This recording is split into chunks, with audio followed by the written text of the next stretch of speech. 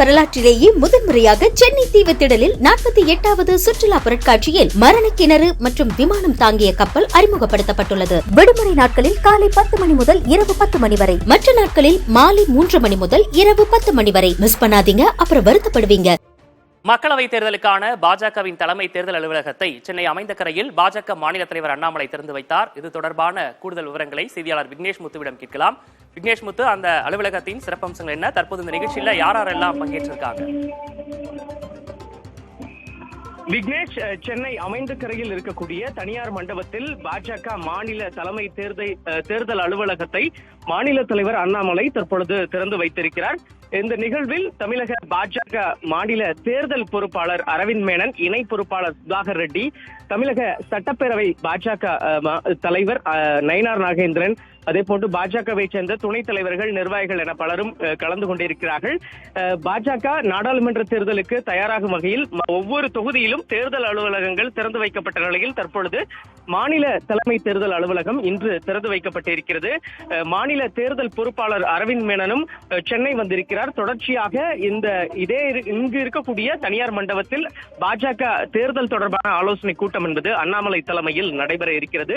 இந்த ஆலோசனை கூட்டத்தில் கூட்டணி கட்சிகளிடம் பேச்சுவார்த்தை தொடங்குவது உள்ளிட்ட பல்வேறு முக்கிய விஷயங்கள் குறித்து ஆலோசனை மேற்கொள்ளப்பட இருக்கிறது. ஏற்கனவே புதிய நீதி கட்சியைச் சேர்ந்த ஏசி சண்முகம், அதே போன்று தேவநாதன் யாதவ் உள்ளிட்ட கூட்டணி கட்சிகளைச் சேர்ந்த தலைவர்களும் இந்த ஆலோசனை கூட்டத்தில் கலந்து கொள்ள இருக்கிறார்கள்.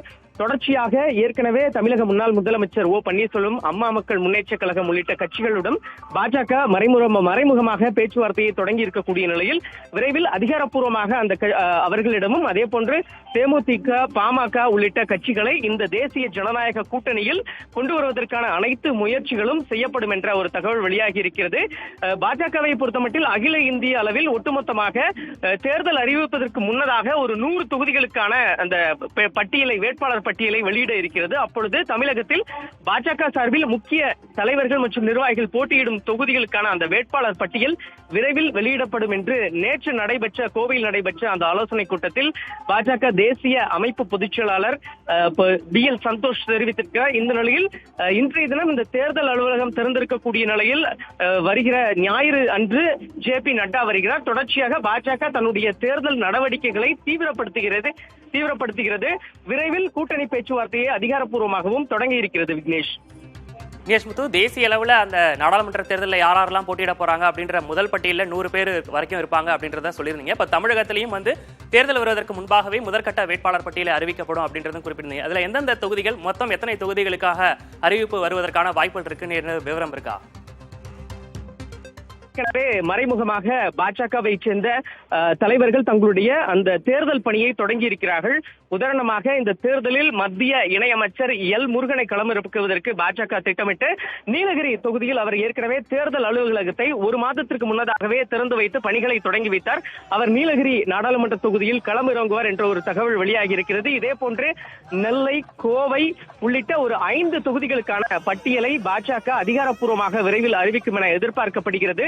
இந்த தேர்தலில் கிட்டத்தட்ட ஒட்டுமொத்தமாக 18% வாக்குகளை நாங்கள் பெறுவோம் என்று மாநில தலைவர் அண்ணாமலை தெரிவித்திருக்கிறார்.